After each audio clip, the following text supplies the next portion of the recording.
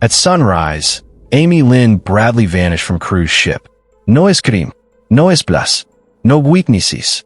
For 27 years, one explanation survived. She fell overboard. But in 2026, that explanation collapsed because a new lead surfaced. Not a rumor, not a theory, but information that investigators can no longer dismiss. And it raises one terrifying question. What if Amy Bradley didn't disappear? What if she was removed? Chapter 1. The last minutes that never added up. 1:45 to 6 o'clock. Amy was last seen asleep on her family's cabin balcony. Barefoot, calm, alive. 30 minutes later, she was gone. Cruise ship experts agree on one thing. People don't fall silently. There was no noise, no impact, no weakness. But there were sightings of Amy inside the ship after that moment. Sightings that never fit the official timeline. And those sightings would later become impossible to ignore. Multiple passengers reported seeing Amy near the ship's glass elevator with a band member. One witness saw him return alone. Another saw him retrieve a dark drink. Music volume was turned up shortly after. Minutes later, Amy vanished.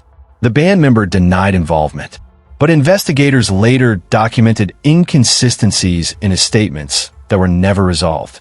In 2026, behavioral analysts revisited these movements. Their conclusion was chilling. This didn't look accidental. It looked intentional. Months after Amy vanished, sightings began appearing across the Caribbean. A Canadian diver reported seeing a frightened woman with Amy's tattoo, surrounded by controlling men. Years later, a U.S. Navy serviceman claimed a woman in a Caribbean brothel identified herself as Amy and begged for help.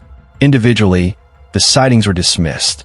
But in 2026, analysts noticed something disturbing. They followed known trafficking routes active in the late 1990s. Too consistent to ignore. Then came the detail most people never heard. A clerk inside the Curacao Police Department claimed he had seen Amy alive. He identified her by her tattoo. He said she appeared drugged, and he demanded $50,000 for her location. Interpol drafted a contract. The family raised the money. Then the clerk vanished. For decades, this sounded unbelievable.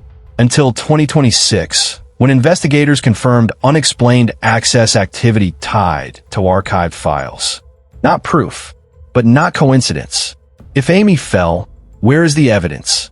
If she left willingly, why did she leave everything behind?